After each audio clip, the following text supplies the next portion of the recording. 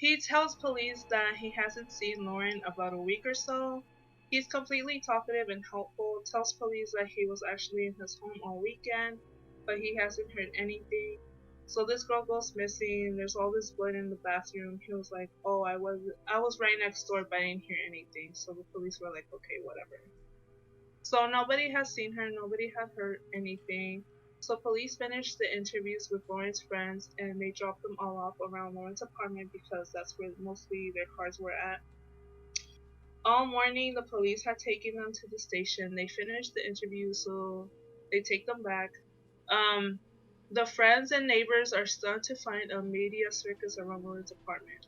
Keep in mind they haven't had their phones during the time they were in the police station because you don't bring your phone to the investigation.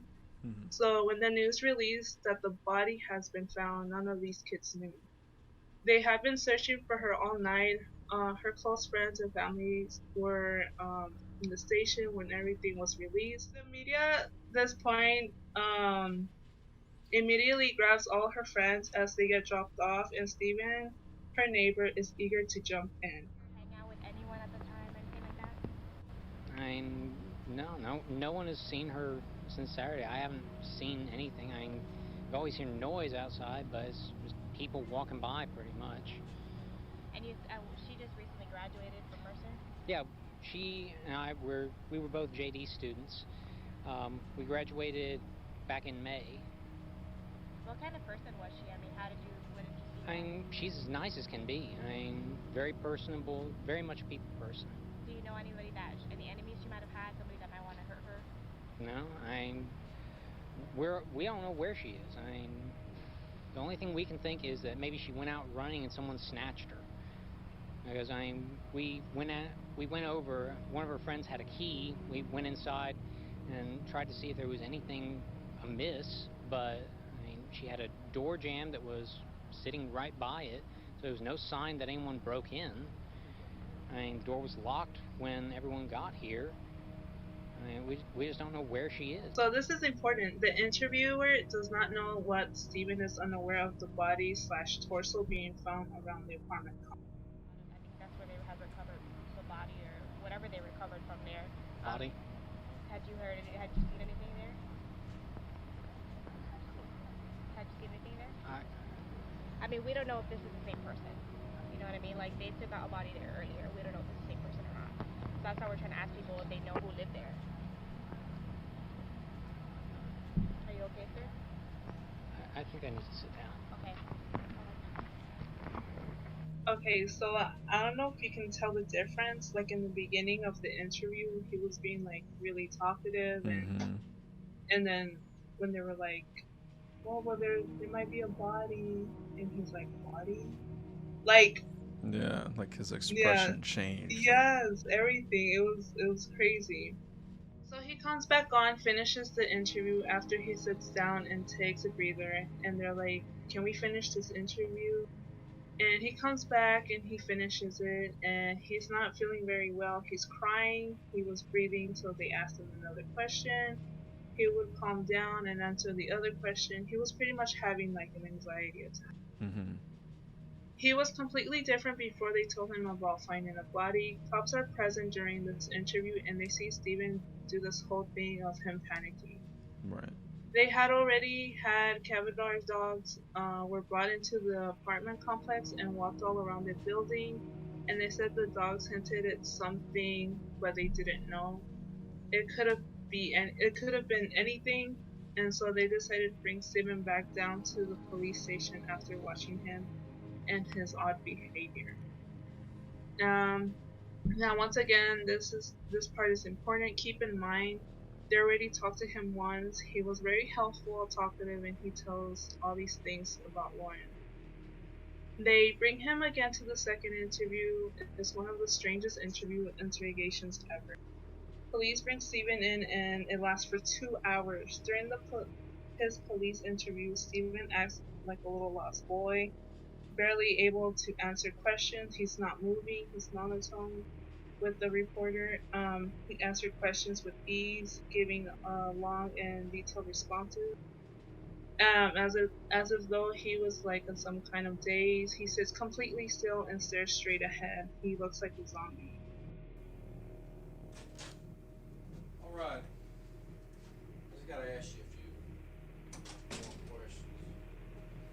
You came down earlier tonight. Me and you talked. All right. You don't have any weapons on you, do you? No. That's just you. What's wrong? You know I'm Detective Patterson, right? Yes. Do you remember? Put your hands up here. You remember us talking Yes. earlier tonight, right? Yes. You remember me earlier in the day? Yes. When we came down here and talked a little bit and then we left? Yes. Okay. I need to know about this girl right here. You know her? Yes. Who is that? Lauren Giddings. Does she live next door to you? Yes. This pretty little girl right here, your neighbor, she's missing. I know. You went looking for her last night. Yes. Did you hurt Lauren? No. Stephen, did you hurt Lauren? No. I know this is hard for you to tell it, but it's weighing on you right now, ain't it, Stephen? I didn't do it. It didn't all come off. You scrubbed and you wiped, but we can tell that. Don't you watch CSI? Yeah, we know it.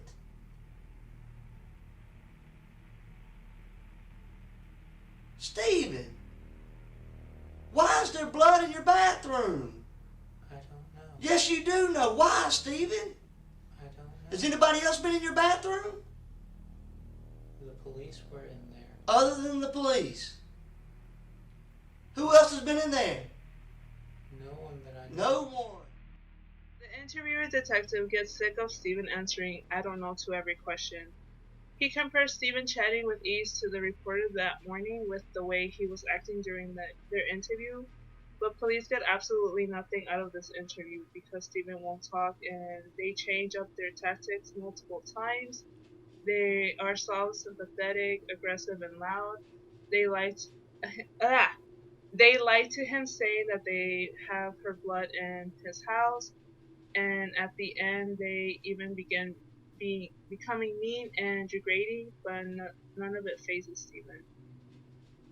So the detectives are trying to get him to react and not to be dead, but nothing phases him. So during unsuccessful interview, other investigators were going through Stephen's apartment. They found a drawer of condoms. So in Stephen's first interview earlier that day, he was telling the police, "I'm a virgin. I'm saving myself for marriage. I'm a good guy." So then during his second interview, the police find condoms. They call up the interrogator. "We found a drawer full of condoms. Isn't this guy supposed to be a virgin?" So they go back in and they're like, "Stephen, we found a drawer full of condoms. What is this all about?" And he was like, "I don't know." So they find that very weird. So he ends up telling them, "I stole them from other apartments." So he literally just admitted that he broke into people's apartments. Mm-hmm. So police decided to charge him for burglary of these condoms, and they told him while they gathered more evidence. So they finished the interview and arrested him for stealing condoms. Keep in mind, he's in law school, and not even once did he ask for a lawyer. So police continue searching around the apartment complex, and they head into the maintenance closet, where they find a hacksaw with blood stain on it. This is a good clue, except the only person who had the key to this closet is the maintenance man, so they're like, it wasn't Stephen. So they bring the maintenance man back in, and he tells them that he didn't buy a hacksaw. It's new. He didn't even notice it was in there. He didn't know who put it in there. Confused, they tried some keys that they had found in Stephen's room on the maintenance door. One of them was a match. So he did have a key for the closet where the hacksaw was at with the blood on it. Curious, the detective brings the other key up to Lauren's apartment just to see, like these two random keys sitting in his dresser, might as well try it. To their surprise and horror, it fits. It was a master key to all the apartments in the building. So they discover packaging in Steven's room for a hacksaw in the maintenance closet, as well as sheets with blood on it in the laundry area.